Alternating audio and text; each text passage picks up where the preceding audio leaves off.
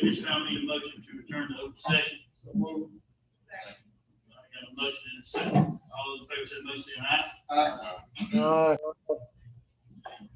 All those opposed, like sign. Motion carried. All right, this time, we're gonna stand for a moment of silence, and we'll go to our pledge of allegiance.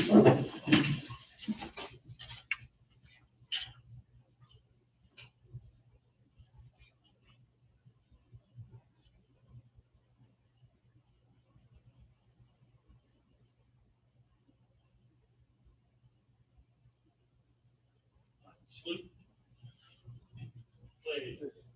Pledge allegiance To the flag of the United States of America and to the republic for which it stands, one nation, under God, indivisible, with liberty and justice for all. At this time, I need to get approval of the minutes on our May 8th meeting. March 8th, I'm sorry, March 8th meeting. Can you get approval of the minutes? So Second. I've got the motion and a second. Well, any discussion? Hearing none, I call for the vote. All those in favor say motion, say aye. Aye. All those opposed, like sign. Motion carries. All right, we're down to our special recognition. That's good. Mr. Chair, if you can join me down in front, we appreciate it. Yes, John, you would also join us. Okay.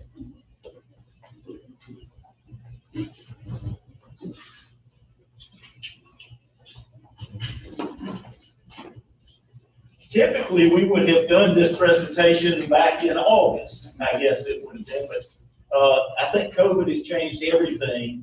And so tonight, we wanted to take the opportunity on our first meeting that was back open to the public to invite Ms. Jaya John, our Teacher of the Year for this year, to come to the meeting for us to present her Teacher of the Year ring. Ms. John is a teacher at Chesterfield Middle School. We got the great pleasure early in the school year of going in front of all of her staff and recognizing her as our District Teacher of the Year. And we know that she's been through that whole process of turning everything in and all.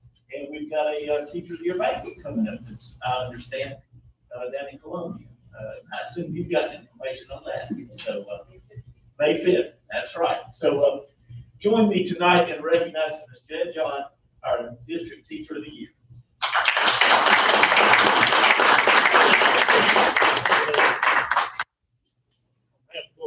Thank you for all your hard work and dedication to Chesterfield County, and just appreciate everything you do. Let's give her another hand.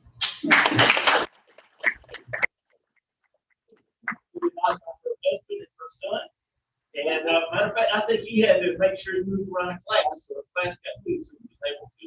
So, yeah, I didn't understand right there. So welcome and glad to have you all with us tonight. Thank you very much. Yes.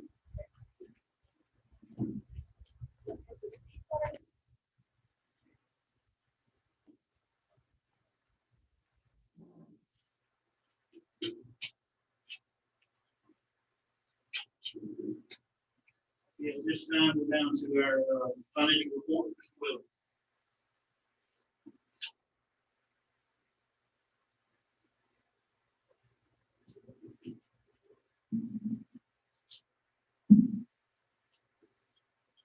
Thank you, Mr. Chairman, members of the board. Good evening. Good evening. I want to bring to you this evening some information regarding the restoration of the step increase that was coming into the 2021 year. We want to provide this basis of what we know at this point of the legislation and bring a proposal before you this evening. As you know, the step was frozen coming into the 2021 year Legislators usually address the step in relation to teachers across the state. But of course, that did not happen. But there was a commitment from members of legislation that they would revisit this after they had more information and knew what was going on coming into the January beginning of the session. So that was in the form of House Bill 3609. I just want to give you a summary of that. It was a joint resolution to retroactively restore the 2021 step increase. It received unanimous consent from both sides, the House and the Senate. And early in March, that was ratified by the governor. This authorized statewide up to $50 million from the Emergency Reserve Fund to fund the retroactive step.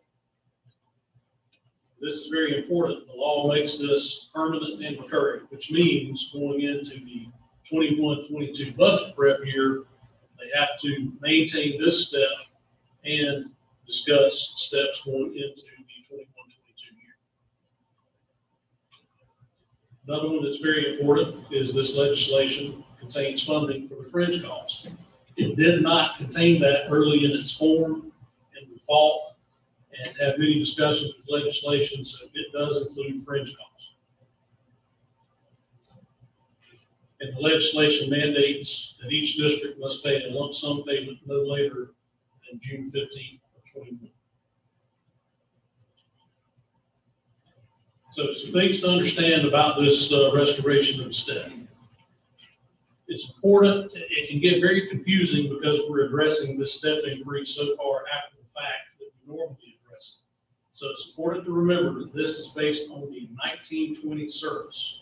So service in the 1920 fiscal year. So we ask ourselves, would the employee have gotten a step coming into FY 2021? So what are some of the things that could determine ineligibility? So as a for instance, at least 80% under the state statute, at least 80% of the contract was not fulfilled or worked in the 1920 year. And to make that clear, as an example, that's 152 days of a 190-day contract for teachers. Or one, for instance, would be the steps were maxed out for this employee that were already at the top of the scale, maxed out in transition from the 1920, 2021 year. It does not, we're not altering our schedules. We're adhering to the schedule we have in place and just moving sales. So that person that's maxed out will not be eligible. One provision that was put in as well is the employee must be actively employed as of March 1st of this year, March 1st of 21.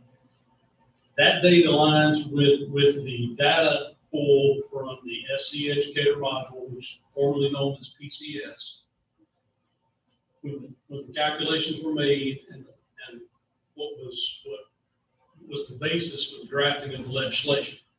So the employee who left the district through retirement or resignation mid-year, whose December retirees are not included in the calculation and would not be due the portion of the year for which the step would have been in place. So actively employed March 1st of this year for consideration. And then obviously we need to make sure that we clarify and make sure that it's known this legislation does not apply to employees who are newly hired for the 2021 year. Remember, we're going back a year looking at 1920 service. Those who were employed new for this year were placed on the schedule where they should be, and they're not addressed. They will be addressed going into the 21-22 for steps. And I should go back and say the first point there about the 80% contract, we have to make sure we look at all components. That could be based on hire date, or it could be based on leave days where they did not fulfill the contract. The minimum line of the contract to be up. Any questions about those points right there before I move on?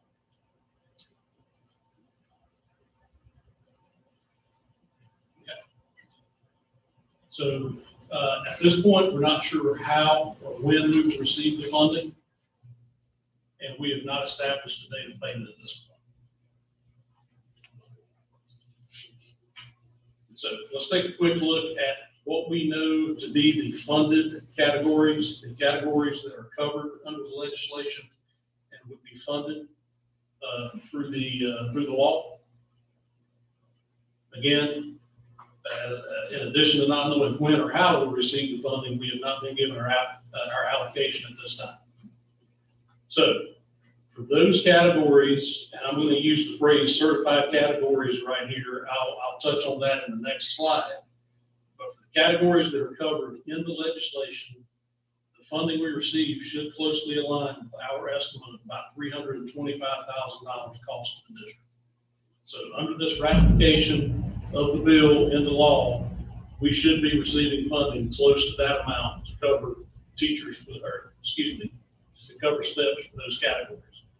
It's very hard for me to not say teachers because that's what we commonly refer to it as, but obviously it includes more. And again, that includes French costs. And that's it for for what is covered under the law. It's pretty cut and dry, although there are some differences we'll talk about on the next slide when we get into the classifications. Any questions about what is covered in the law? Okay. All right. So let's talk about what's not funded. And we would put this in the form of a proposal to you for consideration for steps for other categories not covered under law. And we would do that for a couple of reasons and using the very similar same methodologies. One reason for this recommendation is it avoids imbalances among classifications going forward as we try to make step determinations. We could have subsets of our employees on various levels of the schedules. It makes it very difficult from year to year for us to make those determinations and calculations. We would assume the usual and customary eligibility rules for making these determinations. So what are these classifications and other areas we're talking about? Talking about classified and other non-certified staff. This is typical year to year when we address step increases during the budgeting process. Then we have this one here that I want to talk about in just a minute, the excluded certified classifications.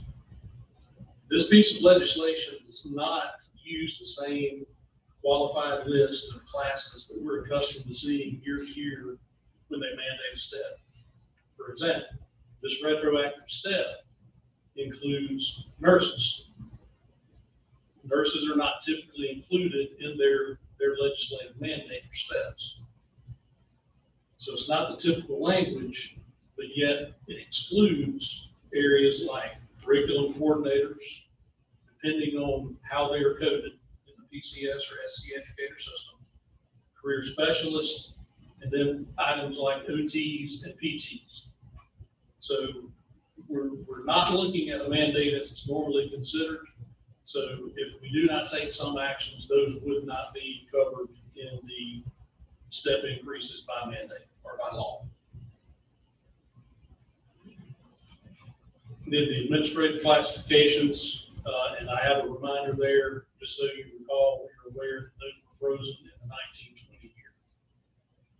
So we take all of those into consideration, and our estimate at this point in time is a not to exceed amount of $275,000, and that includes fringe. All of those combined. So it is coming as a proposal for your consideration to provide step increases retroactively for all these other classifications of employees beyond the law. So a couple of comments. How are we going to address this? How will we pay for it? Well, on a monthly basis, we presented to you our summaries. We maintain that we are heading and trending in a very positive direction. We do not have any concerns at this time about how we will end this year. We're a long ways off from being able to tell you what we may be looking at from a fund balance standpoint. But so while we're not able to give you specifics, we maintain that we're not going to be substantially negatively impacted by any COVID issues. The bonuses that are already paid out are already figured into the information you receive on a monthly basis, and funding reductions due to enrollment. So I'll remind you that we did have some reduction and some negative impacts at the 45th day count.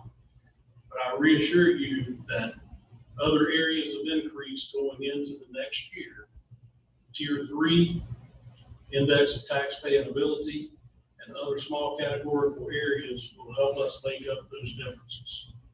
So I want you to understand that we have no concerns about the affordability of these steps. We can do that, and we will be in good shape. Okay? Even years down the road, it shouldn't come back and impact them. Sorry. After we leave this year, years down the road, how will it impact them? It's a cumulative cost. If we do the step increase retroactively, then you're moving steps forward. So the only future cost is what it costs you to go from the step they will get to the next step, which we have seen year over year are fairly similar. And with the legislation passed, this step increase, this is permanent. This will happen every year. This is permanent, which means the funding for the retroactive step is recurring. So they have to maintain the step that we're addressing now. And they would have to address the 2022 step going into next budget cycle. And from then on out. Yes. So that means then as a district, we'll be having to do the same thing too. If we follow our same pattern that we followed in the past. If the mandate is given for certified steps, I feel like we would at least pose this consideration annually. I make a motion that we accept the step restoration, including all employees in the district that are not included in the mandate, classified staff, the excluded certified, and the administrative classification. Well, and Mr. Chair, if I could interject. Yes, please. That was going to be my next statement. Mr. Dusa was making a motion that we go ahead and go ahead and do this with step. We were bringing this to you tonight so that you would have some time to digest it before our work session in April, and then ask for approval. We were not asking for approval tonight because we wanted to make sure that after you left the meeting tonight, if you came up with a question, that you had time to contact us and ask that, because it is a change in budget. So this is just for information tonight. There's going to be no action. It's not action item. We're not asking Correct. for an action. That is correct. I apologize. I thought we were looking for an action. I do have one question, Brad. Since most of the time the steps are normally unfunded mandates, this one is going to be that just this year's step is going to be continually funded. Is that correct?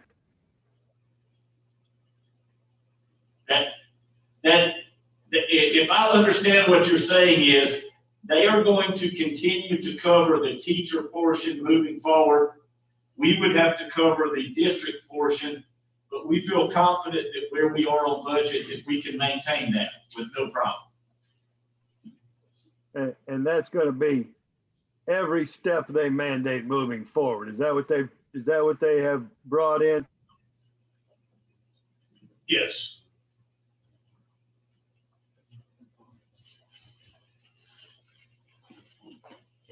Question. So maintaining the district portion on which you presented tonight, I know further discussion, it's going to bring us current on Chesterfield, is that correct? I know we've been behind for the past few years. Well, we're pretty much current on steps as we are now. If you recall, there were a couple of years there where the schedules changed, where we did a makeup step. And then by virtue of the state minimum schedules changing, we're pretty much up to date on our salary schedules. So that's not an issue going forward. And I think that's an important point, because my first years here, we would always talk about needing to catch up, catch up. And we don't want to get back in that situation again. Right. And I would, in addition to Dr. Goodwin's comments about not asking for a vote or any action this evening, I would just request that in the interim, before the work session, if you have any feedback, positive in your feelings towards this, or any additional questions, it would be very good for us to be able to work through those in the interim. There's a lot of preparation that's going to go into the distribution of these payments. A lot of scrubbing of profiles and employment history for that 1920 year. So it would be helpful for us to know that we're at least looking to prepare going in the right direction. So we appreciate your consideration of that, and look forward to bringing that officially before you in a few weeks. Any additional questions on the step increases? You'll bring that back in the next meeting, right? Yes, that would be on the agenda as an action item. And my question is, we contact you. Yes, please.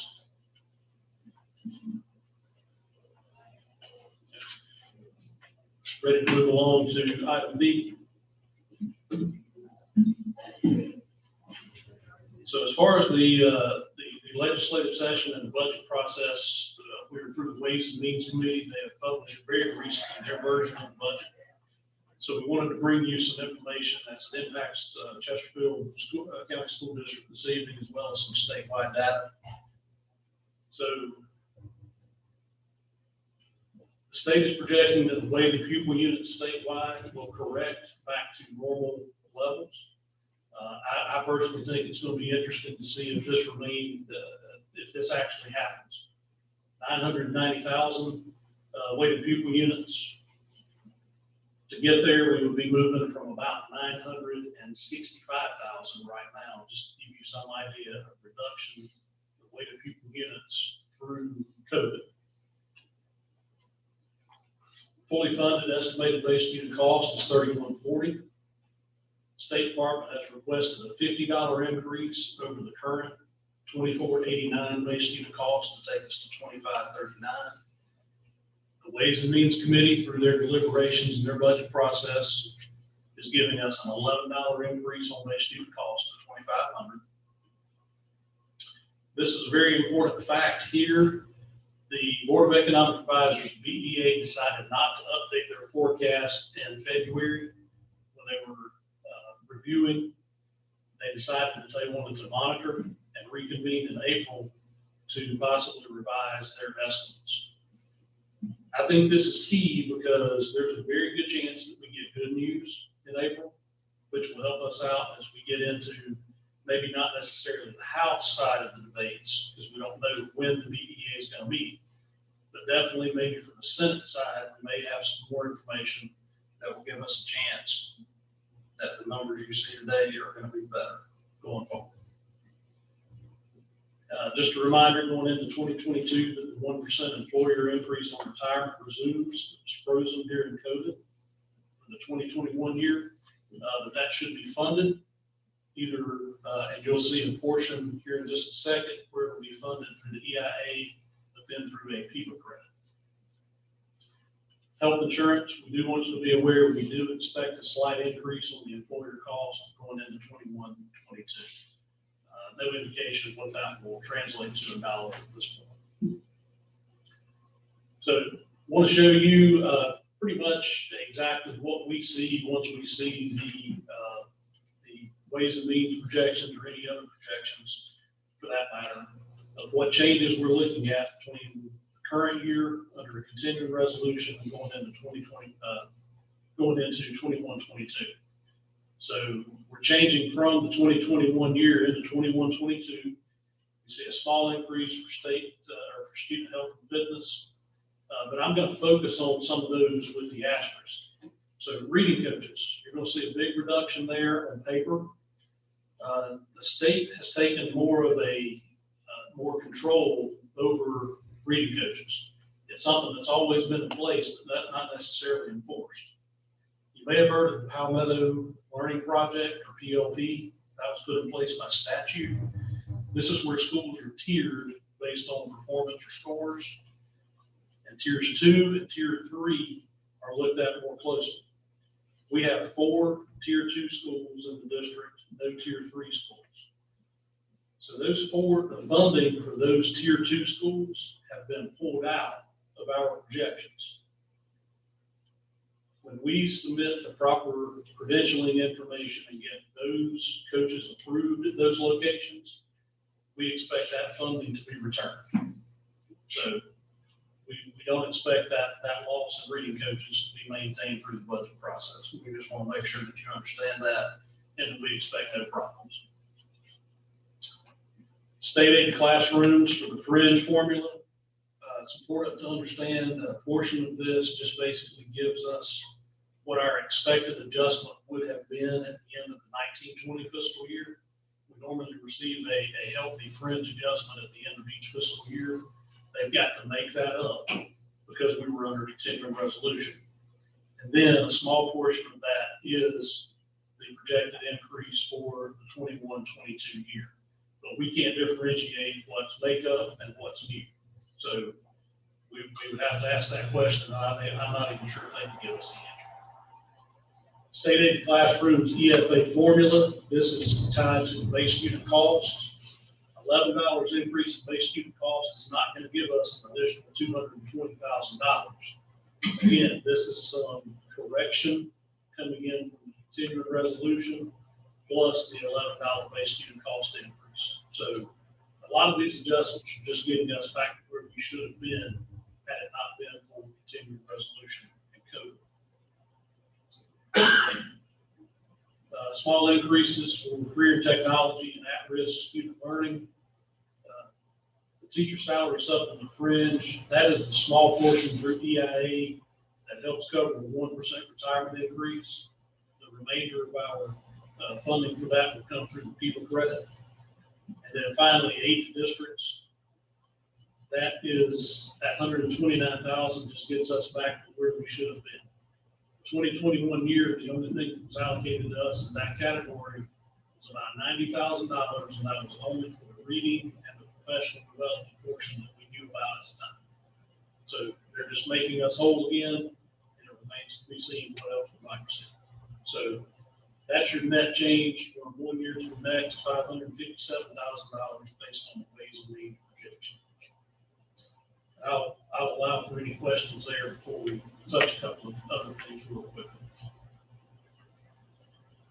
Quick. So we're projecting an additional $557,000. But based on the ways and means version of the budget, that is reasonable. Understanding that reading coach brings that net down by about $200,000. We hope that will be restored. I do not anticipate that the other numbers will change very much either way, unless we get some pleasant surprises when we get to the Senate version of the budget. Folks, there's just not a whole lot that's going to be discussed and allocated in uncertain times, even though we will get a little bit of help going into 21-22. But Mr. Willard, we anticipate that instead of that number being 557, it's probably going to be more like 750 with the reading coach restoration once that processes. I have no worries about the reading coach funding being restored when we get those. And that is one course statewide. The funding is still available. Let me put it that way at state level. What do we identify as at-risk student loan? That is defined by the state. That gets into the pupils and poverty calculations, as far as those who are identified as at risk or not succeeding in their studies.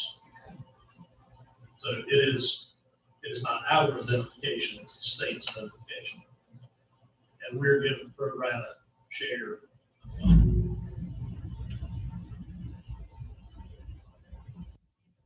Anything else on that?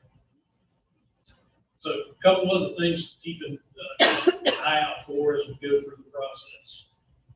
The state is going to fund other areas, instructional materials, a blend of recurring and non-recurring money. Nurses, still going to be a hot topic. We should receive recurring funding for that. School resources, school resource officers, the same.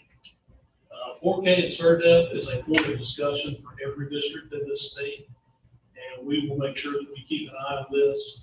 There will be additional recurring funding available, but we need to understand that every school district's 4K enrollment has declined.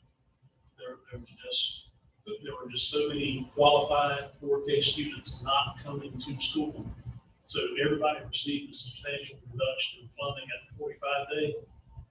It remains to be seen whether we will see those numbers increase. And it's just a matter of those qualified students need to be in the seats. So the state is keeping an eye on that, and we will make the proper adjustments to whether that's. Yes. Since while that has happened, is there any reason why we don't have 4-year-old registered like we have in the day? Nothing wrong with the school or what? Did they say why? I'm not sure if Dr. Goodman has heard anything specifically as to why. Well, what we have noticed statewide is the 4K students just were not being brought to school. Parents, for whatever reason, chose to hold their children out. I don't know if they were afraid of COVID or Just this year. yes, sir. Yes, sir. Yeah. Yes, sir. Yeah, there's no substantial programmatic changes. It was just a choice. Yes. No, sir, it was a 1 year. Well, 1 year, but common across the state. Industry credentials increases. National board, there is a reduction. That is a state phase out. Those are not district decisions. But they are repositioning the money for national board and phasing that out going forward. And we think that a lot of that money is being shifted to the GED pilot program. And for your knowledge going forward, I've given you a copy of the state legislative schedule. We'll make sure you're aware if there are any changes. We will let you know when the BEA plans to get together in April once we know that date. And then there is the district schedule for the budgeting process at this point. Any questions on that preliminary update as we get started in the budget process? All right. Thanks so much. Thank you for This time, we're down to our next item, down to our personnel report, Dr. Anderson.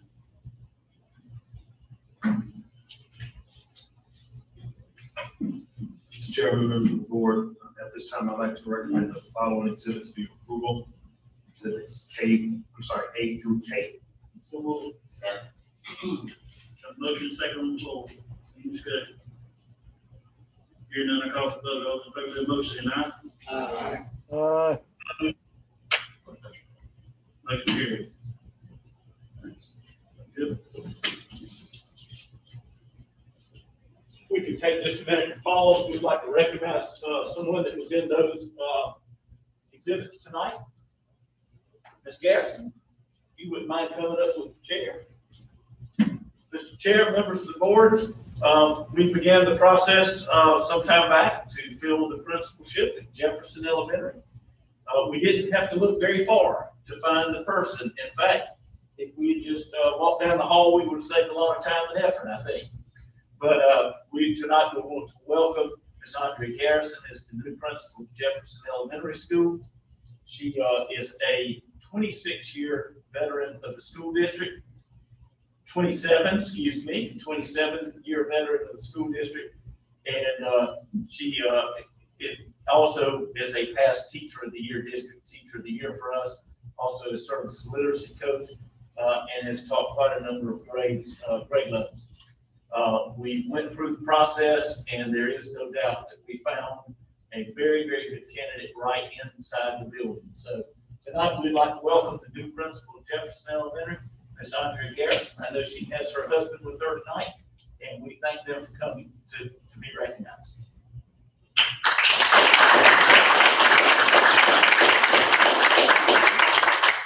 On behalf of the board, I'd like to say, I know Ms. Garrison, I've been in the community down there, it's been all my life. She taught my children, most children in Chesterfield County, that area, in the Jefferson area. She made a positive impact in a lot of people's lives, not only, in the classroom, but outside the classroom also. She's just been an asset in our area, and for her moving forward and staying in the administrative program and moving forward with that with some of the other principals that we moved up. It's just going to be, I think, another asset for our community and our school district. So I'd like to congratulate her on her promotion and just thank her for what she's done, not only for my children, but for all the children in Chesterfield County. And I think that can look at something you'd like to say. Well, thank you.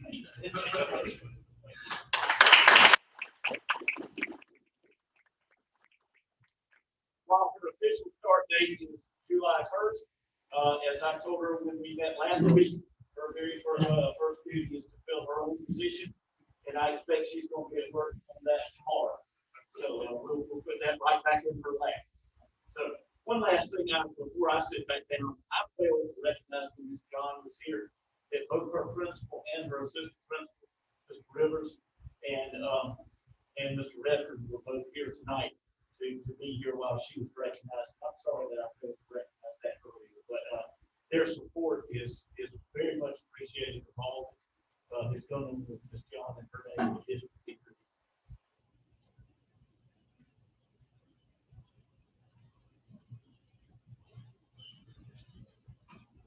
Okay, this time down to personnel update. Yes, sir.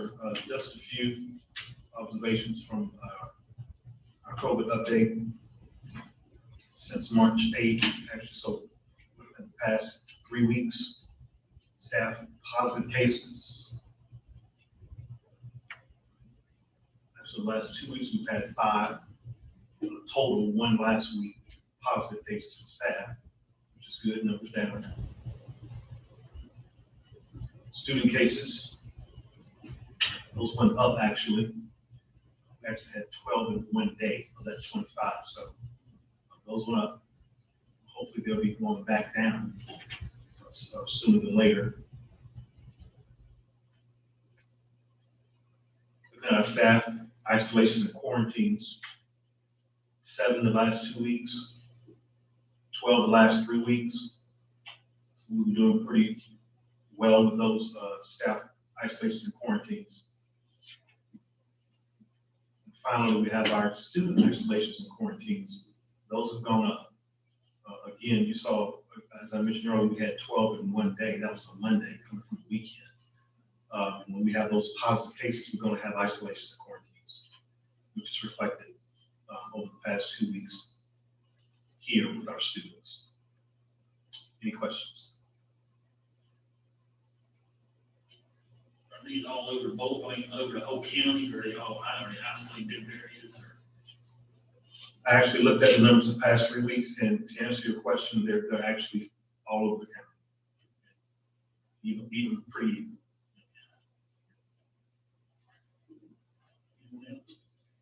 What's the percentage for vaccination when it comes to staffing? We have in areas, I know we've been having some clinics around when we get their shots. So right now, we actually surveyed our staff. The survey went out today at 12:30. As of 4:30, 330 of our staff or employees have been vaccinated. Either they've got the first dose or they've completed the vaccination, one way or the other. Of the 330 so far, out of 460 that responded. It's a pretty good number so far, good percentage. We do expect that 65, 66% that has been sort of projected from the beginning. Yes. of staff before it's up.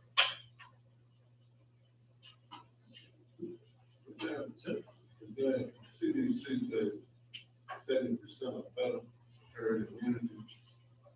If we don't reach that 70%, what's our projection?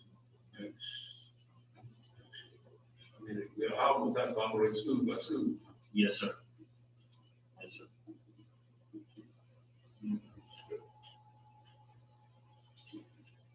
What's our policy for staff or employees who elect not to take the shot or vaccine? Because it Do we is, isolate them or? because it is a conditional approval, we cannot require them Right. to take the vaccination. But there is legislation working its way through the House right now, and it looks like it's going to come along, which is going to modify the Corona CARES Act as far as the leave time. What it's going to do is greatly benefit those who receive the vaccine, and it's not going to benefit those who don't receive the vaccine, as far as days that are available and those kinds of things. Well, teachers who or administrators who say, well, whatever reason, I choose not to take the vaccine, but we still have them performing their tasks in school and district. Is there any kind of safety protocols in place? Well, obviously, we're still under the CDC and DHEC guidelines, and will be for the foreseeable future.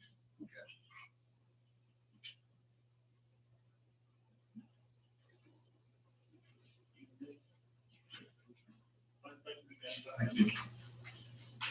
All right, this time we're down to our freshman report. Ms. Dawson. Thank you, Mr. Chairman. Good evening, members of the board. You did. I'd like to remind you that we are still registering our CERDEP 4K students as well as our 5K students. We did not close that registration, so if you know of any 4K students that need to register, all of our schools that offer CERDEP will continue to register students. It's online, as well as they can call the school and make an appointment to go in to register.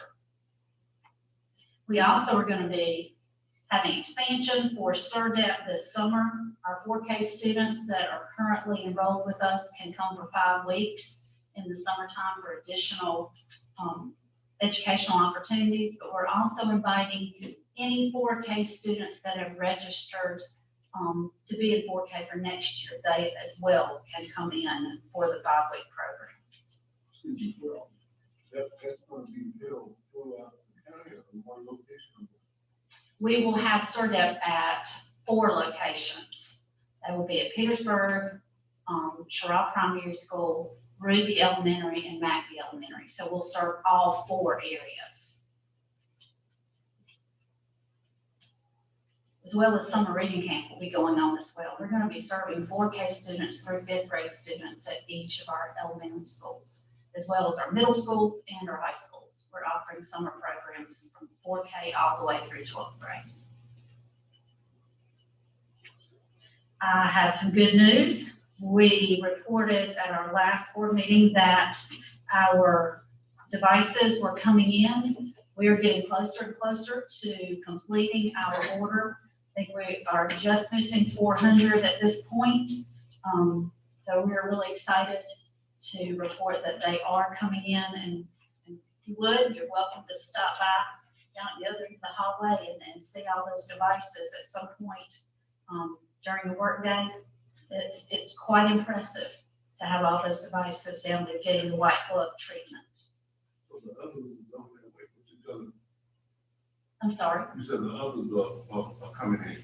400, is that correct, Ms. Dr. Hill? Is that complete cohort? Yes, sir. That's gonna be the total number we need to move forward with that. Because I know that ship out there is stuck up. I guess they weren't on that ship, maybe. I also wanted to call your attention to the pictures of students at the end of the report. those are students that qualify for all-state band as well as region band. Any other questions? The laptop that's coming in, they ready to be put in the field, or we need to update software on them? That's what the white glove treatment is. They are getting them prepared for distribution. On a personal note, my personal son, when my youngest one, received a device the middle of April. And I told Dr. Hale, I said, no, we'll wait and we'll roll out devices in August, and we'll do it all at one time. Last question, the ones that we borrowed from Spartanburg, do we still have to return those? No, we do not. We Okay. do not. Good. Okay. Anything else?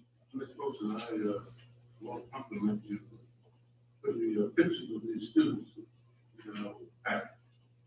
I guess that's one great way, since they can't come to the board meeting, to be able to see who they are. Yes, sir. I like the format. Yeah, I'd like to continue to do that, so that you can put a face with the name. Yeah. Thank you. Thank you, Ms. Paulson. Thank you. We're down to superintendent report. Good. Obviously, we started back face-to-face high school and middle school 5 days a week on March 15th. We were speaking earlier about COVID positives and quarantines. My greatest fear was those were all going to be clustered at the middle and high school level since we were bringing those back. They were not. In fact, our numbers look distributed just about like they have been all year. So that did not seem to have any real impact on the return. It does make a lot of things more difficult, but I want to commend our administration in the schools for the job they've done. Since I have Mr. Rivers here, I was in his building the other day. They were map testing, and quite honestly, it just looked like a normal school day. When they got ready to change classes, it just, we were back in school. And and that's the way it is in all of our schools right now. So we're very proud of what they've done. I would like to mention just a little bit on the devices. When we come back to you at the work session, one thing we're going to do is outline some strategy to support all of these devices that we purchased. I know I gave you sticker shock in January when you saw that it takes engineers to maintain these, and it takes technology coaches in order to teach people, the teachers, the right way to use and to embed technology into the classroom. One thing about it, though, we have seen the ESSER 2 and the ESSER 3 money coming down the pipe. We knew that was coming down the pipe, so we're going to be able to phase that in where it does not impact the general fund all at one time. It'll be a phase in over a number of years, which is going to make that doable. If all we did was buy devices, put them in students' hands and say, good luck, then that's what we would get as a device in every student's hand. We've got to be able to take care of, maintain, support that device, as well as support that 25-year veteran teacher who looks at that and goes, oh my gosh, you put a panel in my room, and you put a device in all my kids' hands, and you put a device in my hand. Now what do I do? So we will be doing that, and it's interesting is that with the number of years we will be able to phase this in so that we don't feel this huge impact of a change in business. So we will bring a little more detail about that at our next at the work session. I would invite you to walk down the hall either today or another time and see how many classrooms 7,000 devices take up just when they're stacked on racks. It is unbelievable what it looks like. And you realize why it takes so long to do this white glove treatment, which means we put all of the driving software of the technology class system and backing up Canvas, as well as all the protection software, so that hopefully students aren't going to places on the web they shouldn't be. So, Question. yes, So how close are we putting a device in every student's hand?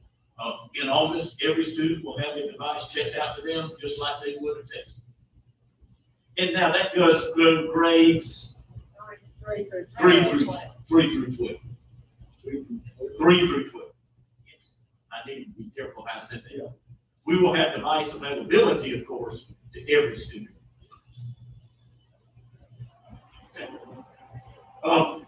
The spring break begins, is next week, Monday through Friday. The district office is just closed on the 5th, 6th, and 7th. We will reopen on the 8th and the 9th next week. And then we will come in for the long stretch to push to the end of the year. Mr. Chair, I think that concludes my remarks. Thank you, Dr. Goodwin. I have one, and I just thought about it, may have been saved for executive session, but have we discussed the for this year? Yes, I did the right thing, and she's gonna be mad that I say this, but I let Ms. Wendy Folsom take up the lead on making sure that we got proms planned. And she's been working with our high school principals, and in fact, they are going to move up their date. We were gonna roll something out after spring break. But Ms. Folsom, you've been convinced to do it before spring break? Friday, we will roll out what we'll be doing at all schools on Friday. That way, young ladies who need to find dresses and do those kinds of things can make those plans. And young men who might want to get tuxedos. So we will be having some form of prom in all 4 high schools. It'll have to look different, of course. Yeah. But we will have to. I just said the question. We're looking at larger venues, ones that have indoor and outdoor areas, as well as a number of requirements that have to happen in their venue.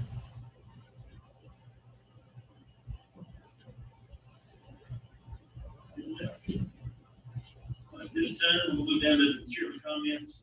First thing on there on our chairman comments is March 30th is the deadline for statement of economic interest. You have to feel good about. You can do so. You have to tomorrow. April 26th will be a lower special session on the budget. It'll be here at Government Learning Center at 5. And on May 10th, we're up here our next regular meeting. It will be here also at the Government Learning Center starting at 5:30. Second session starts at 5. If we have any more business, at this time, need a motion to adjourn. Motion is second. All those in favor say aye. Aye. Like sign.